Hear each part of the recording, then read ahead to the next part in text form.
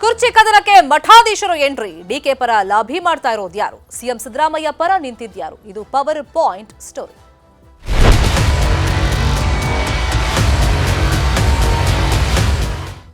ಕುರ್ಚಿ ಕದನದಲ್ಲಿ ಒಂದ್ ಕಡೆ ರಾಜಕೀಯವಾಗಿ ತಂತ್ರ ಪ್ರತಿತಂತ್ರ ನಡೀತಾ ಇದ್ರೆ, ಈ ಕದನಕ್ಕೆ ಎಂಟ್ರಿ ಆಗಿದ್ದಾರೆ ಮಠಾಧೀಶರು.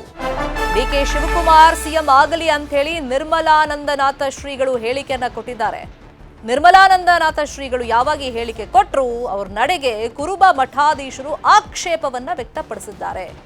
ಡಿಕೆಶಿ ಬೆನ್ನಿಗೆ ನಿಂತಿರೋದು ಒಕ್ಕಲಿಗರ ಸಂಘ, ಜೊತೆಗೆ ಆದಿಚುಂಚನಗಿರಿ ಶ್ರೀಗಳು. ದೆಹಲಿಗೆ ತೆರಳಿದ್ದಾರೆ ನಿರ್ಮಲಾನಂದನಾಥ ಶ್ರೀಗಳು. ಇತ್ತ ಬೆಂಗಳೂರಿನತ್ತ ಕಾಗಿನೆಲೆ ಶ್ರೀಗಳು ಬರ್ತಾ ಇದ್ದಾರೆ. ಅಂದ್ರೆ ಇಬ್ರು ಅವರವ್ರದೇ ಸಮುದಾಯದ ನಾಯಕರಿಗೆ ಅಧಿಕಾರ ಕೊಡ್ಲಿಲ್ಲ ಅಂತಂದ್ರೆ, ಒಬ್ರು ಮುಂದುವರಿಸ್ತಿಲ್ಲ ಅಂತಂದ್ರೆ ಎಚ್ಚರಿಕೆಯನ್ನ ಹೈಕಮಾಂಡ್ಗೆ ಕೊಡುವಂತ ಪ್ರಯತ್ನಗಳನ್ನ ಮಾಡ್ತಾ ಇದ್ದಾರೆ.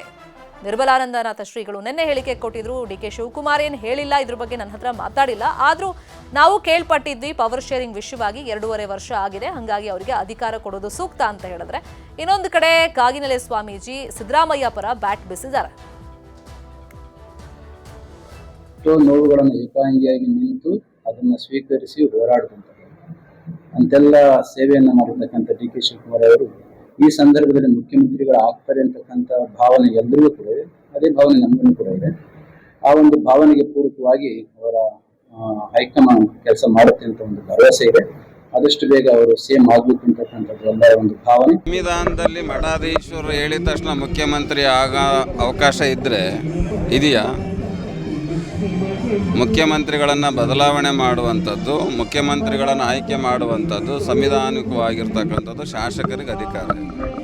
ಹಾಗಾಗಿ ಶಾಸಕರು ಯಾರು ಮುಖ್ಯಮಂತ್ರಿ ಆಗಬೇಕು ಅನ್ನುವಂಥದ್ದು ನಿರ್ಣಯನ ಶಾಸಕರು ತಗೊಳ್ತಾರೆ ಹೊರತು ಯಾವುದೇ ಒಂದು ಸ್ವಾಮಿಗಳು ಮಾಡ್ತಾರೆ.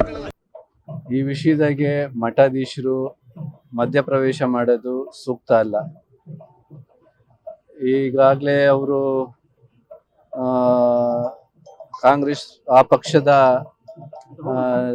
ನಾಯಕರು ಚರ್ಚೆ ಮಾಡ್ತಾ ಇರೋ ಸಂದರ್ಭದಲ್ಲಿ ಅವರು ಎಲ್ಲರ ಅಭಿಪ್ರಾಯ ತಗೊಂಡು ಸೂಕ್ತವಾದಂಥ ತೀರ್ಮಾನವನ್ನ ಮಾಡ್ತಾರೆ.